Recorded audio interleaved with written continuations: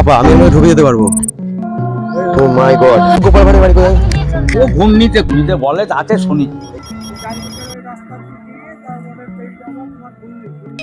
বাড়িতে কেউ আছেন? আজকে গাইস আমরা গোপাল ভাঁড়ের বাড়ি, আমরা গোপাল ভাঁড়ের বাড়ি খুঁজতে চলেছি। গোপাল ভাঁড় কি সত্যি কি ছিল না কাল্পনিক চরিত্র, সেটাই কিন্তু আজকে আমরা দেখতে চলেছি। আমরা প্রথমে চলে আসলাম কৃষ্ণনগর সেই রাজবাড়িতে, যেখানটায় মানে গোপাল ভাঁড়ের ওখানে উল্লেখ আছে যে রাজা কৃষ্ণচন্দ্রের রাজবাড়ি, রাজদরবার।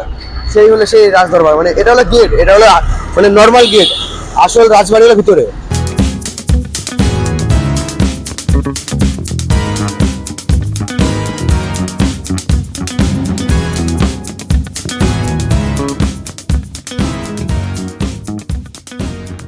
যার কার্টুন দেখে বড় হয়েছে সেই রাজা কৃষ্ণচন্দ্রের রাজদরবার।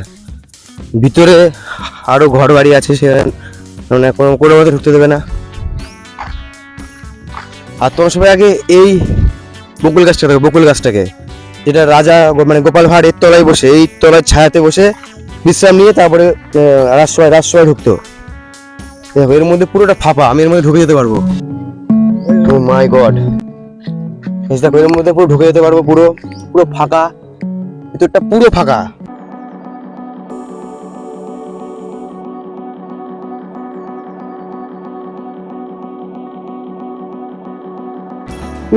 ভীষণ নরম। গাছটা কিন্তু পুরোপুরি ভিতর থেকে মনে পুরো ফাঁকা হয়ে গেছে, তাও কিন্তু মানে এখনো বেঁচে আছে, এখনো কিন্তু সবুজ পাতা, এখনো গাছের মধ্যে সবুজ পাতা আছে। ভিতরে কিচ্ছু নেই, তাও কিন্তু এখনো টিকে আছে। তো এটাই হলো সেই গেট, ভিতরে অনেকটা গার্ডেন মতো আছে।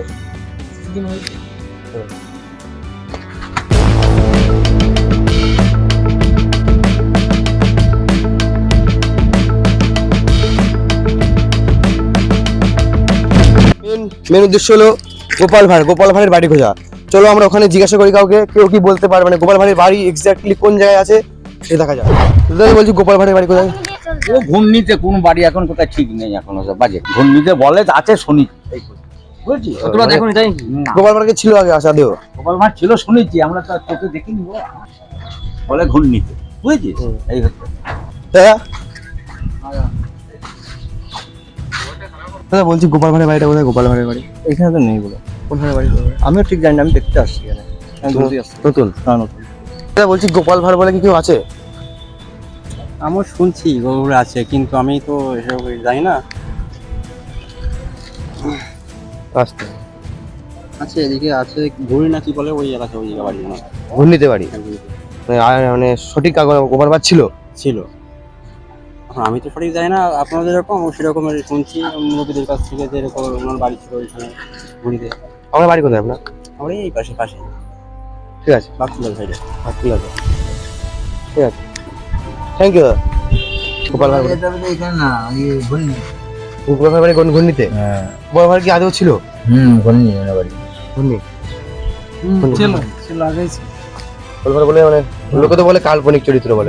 না আগেই পুরো এটা ঘূর্ণি ওনার বাড়ি ওখানে। আমাদের এখন ঘুরে যেতে হবে আমাদেরকে।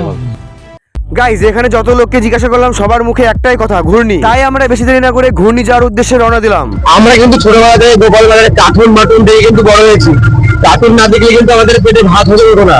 আমরা ভাত খাওয়ার সময় কিন্তু গোপাল ভাঁড়ের কার্টুন দেখে ভাত খেতাম। দাদু আমাদের ঘুরে যেতে কতক্ষণ লাগবে? আর কতক্ষণ লাগবে আমাদের ঘুরে যেতে? আরো গাইজ বলছে আমাদের টোটাল বলছে যে এখনো যেতে 1 ঘন্টা লাগবে ঘুরে যেতে। ঘুরনিতে এসে আমরা একটা আকালা কাউকে জিজ্ঞাসা করলাম গোপাল ভাঁড়ের বাড়ি আসল কোন জায়গায়। উনি বললো এই রাস্তা ধরে সামনের দিকে গিয়ে ডান দিকে ঢুকতে। সামনে এসে আরেকটা দাদুকে জিজ্ঞাসা করলাম, সেটা তো বলছে আরো সামনে যেতে হবে।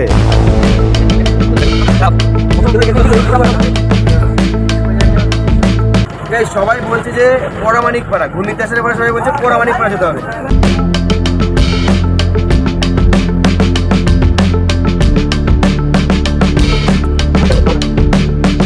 গাইস এই ঘূর্ণির মধ্যে এসে মাথা কনফিউজ হয়ে যাচ্ছে, মানে কেউ বলছে এই দিকে, কেউ বলছে ওই দিকে, মানে কেউ সঠিক ঠিকানা বলতে পারছে না।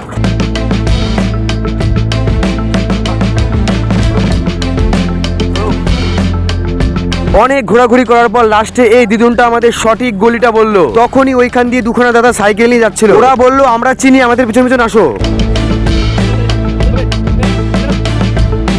তো গাইজ লাস্টে অনেক কঠোর খোঁজাখুঁজি করার পর আমরা লাস্ট ফাইনালি গোপাল ভাঁড়ের বাড়ি পেয়ে যাই, কিন্তু সেই বাড়ির দরজা তালা মারা ছিল। গোপাল ভাঁড়ের বাড়ির সব ইটগুলো কিন্তু এখন ধসে ধসে পড়ছে। ঘরের যে অবস্থা দেখে মনে হচ্ছে আর বেশি বছর পর আমরা আশেপাশের লোকের থেকে জিজ্ঞাসা করে বুঝতে পারলাম যে এই ঘরটা হচ্ছে ওদের বংশধর, এরা বংশধর সব।